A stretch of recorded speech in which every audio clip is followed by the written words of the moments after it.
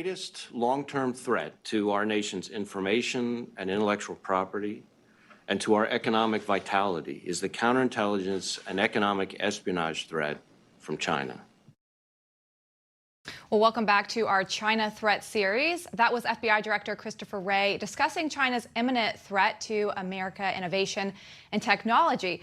And to name just a couple of recent examples, last month we saw the FBI arrest 4 Chinese research scientists for concealing the relationship with the Chinese military. And in June, a U.S. judge found a Chinese national guilty of stealing trade secrets from American technology companies. Well, joining us now to talk about China's strategic economic aggression is former State Department spokesperson and current board member at the BGR Group, Heather Nauert. Heather, great to see you. Welcome. Hi, Lindsay. Hi, Sean. Great to be with you. All right. Well, sometimes I feel like Americans may not understand the real threat that China poses to us. I think back to when the Houston consulate closed and the State Department said that it was a hotbed of espionage, economic espionage. Do you think that the State Department is talking too broadly, that they should share in more detail what the real threat is? Well, I think it's not just the State Department, but the U.S. government, corporations, and average Americans need to understand the totality of the threat that is China.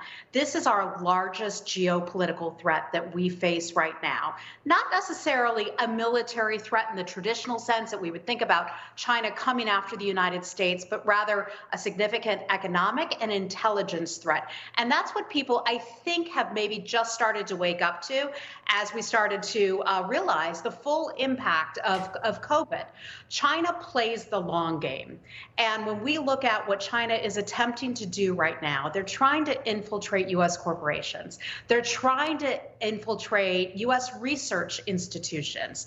They want to gather as much information on Americans also as possible. Why do they do that? Well, first of all, they have more than 1 billion people to do it. So they have the bandwidth and the bodies to hang on to that information. But they want to spy on us. They want to spy on us so that they can gather our intelligence, so that they can make more money, so that they can bring it in to the Chinese Communist Party. And this is a long game that they're playing.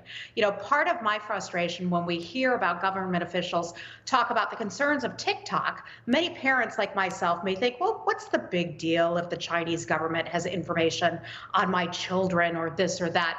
Well, there is really a big deal here. And I feel like that's not fully being explained just yet. That's right. And I think, Heather, the problem that I have is that we as a government continue to play this game about having a dialogue with them and a relationship with them. I think we've got to get the joke. And everyone has to understand that China is our enemy. They're not our friend. And we've got to start pretending that somehow something's going to crack the nut and we're going to have a better relationship with them. I think we've got to start treating them like a true enemy.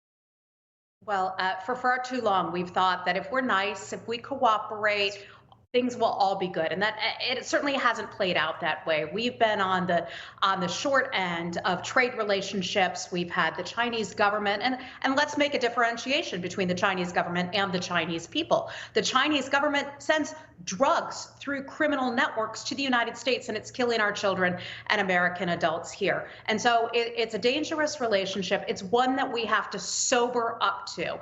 When the Chinese government gathers information or intelligence, Sean, on you or me or any other American, they intend to store that data. They intend, in the long run, to determine where each of us works, what our vulnerabilities might be. Do you work for an infrastructure company? Do you work for the New York Stock Exchange?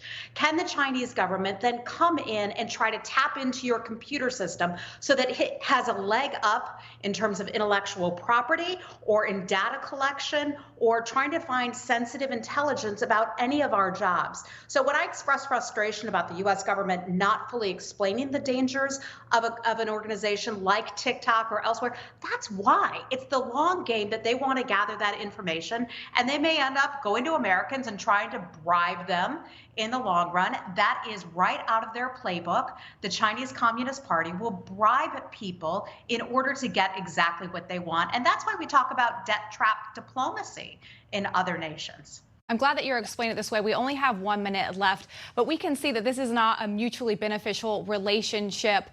What do you think that it's going to take for lawmakers to really understand what you're talking about, that they're going for the long game? And as Sean mentioned, that we just can't play easy with them. Yeah, I think lawmakers have woken up. Had it not been for COVID, I don't think we'd be having this discussion. Although President Trump has gotten it from the beginning because he's really cracked down on trade issues and the lack of a reciprocal, fair relationship with China.